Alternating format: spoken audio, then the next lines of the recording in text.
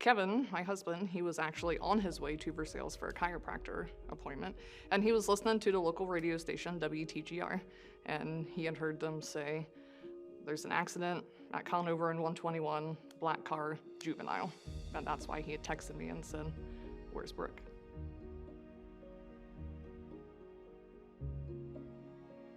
I'm Brooke Bergman.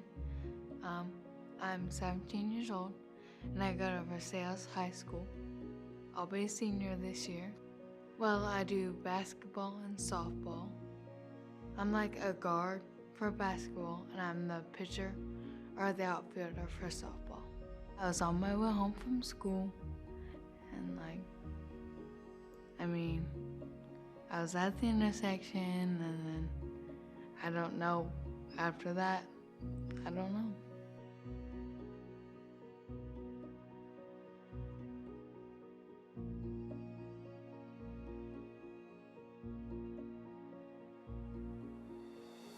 The first thing that we see is a young lady. She was wearing a cross-country jacket. Noticed that she was really young. She was unresponsive. So the first thing that we do is we treat the most life-threatening injuries first on scene. And for her, that was obviously her breathing. She wasn't breathing well. She wasn't protecting her airway. So me and my partner decided that we needed to place a breathing tube to help keep her alive during the flight.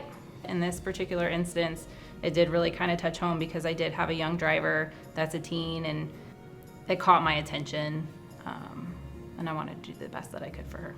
Brooke was already intubated by care flight, so she was on the ventilator, and we assessed her neural status, and she wasn't very responsive at the time of arrival. And she also had a pelvic binder on for concern for like an open book pelvic fracture. And so we did our initial assessment. Her vitals were actually okay. So we did our x-rays, we did a chest x-ray, we did a pelvic x-ray. We did find that she had a significant pelvic injury. And then we got her over to CAT scan to scan her head all the way to her pelvis to identify any additional injuries. I had this sense of calmness that came about me, and I was able to think and be like, okay, Kevin, I'm gonna pick you up at Park National Bank. We prayed the whole way to Miami Valley, and I know that was God's way of telling me that she was going to be okay. And so when we saw her for the first time, a tube, she was intubated and on the breathing machine and everything like that. All the monitors, all the beeping and all that. I never once felt like we were going to lose her because of that feeling that I first got. We found that she had a head injury. She had bleeding inside her brain parenchyma.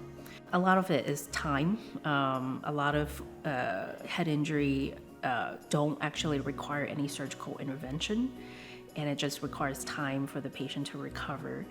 For Brooke's case, though, she did take a while for her mental status to recover. So we did eventually get an MRI of the brain on her, and we found that she had what we call diffuse axonal injury. Is when she had a severe blunt injury, trauma to the head, and it causes some shearing of the nerve fibers in the brain parenchyma, and sometimes that can cause patients to have a depressed neural status for a prolonged period of time. So whenever we saw Brooke in the hospital for the first time, she always wore this bracelet that I have on now. It says, "Become a saint and be not afraid." And when we saw her in ICU, she still had that bracelet on. And so I'm very thankful that the first responders never cut that bracelet off of her that day. And she still has it on now. Neither of us take these bracelets off, and it's kind of a testament to be not afraid.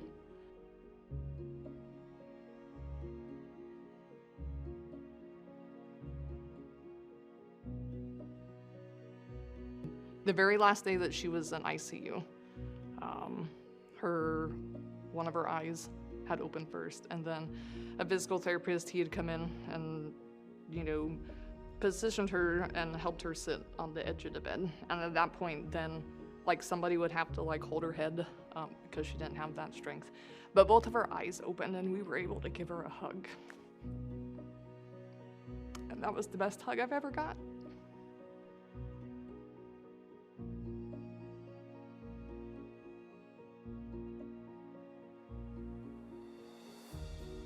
I was in physical, occupational, and speech because I couldn't speak there for a little bit for physical therapy. Like I couldn't put weight on my left leg because it was still healing. So they had me like, I had a walker, and they had me like step with my right foot, but like kind of hop with my walker. And then for occupational, there were these dots, like, they were pop-balls, and I had to pick them up with the tweezers and put them in a bowl. And that was a lot. It was like, and then for speech, they just had me like practice like talking. They had music therapy with that too, so there were some songs I had to sing, and that really like helped my voice when I was singing a song. As all of those therapists and that they worked with her, and they're like, we have never seen anybody recover as fast as Brooke. All of those were signs that we were moving in the right direction. Seeing her walk the first time, seeing her run the first time, it just makes me cry when I go back and look at the videos and see where she is now. And she's still faster than me, even after all of this. We were notified that Brooke wanted to come see the helicopter. I feel like just seeing her so sick in the back and being young and hearing that she's recovered so well is really nice.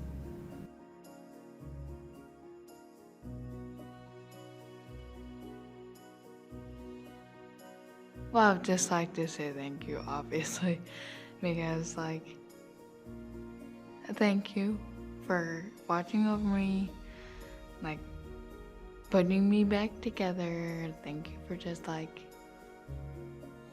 keeping me whole for the time I needed. Everybody that laid hands on Brooke, I would just like to say thank you. Thank you for treating Brooke like one of your own kids. And Brooke's gonna be on the basketball court this winter, and nobody ever thought that that was going to be possible. So thank you.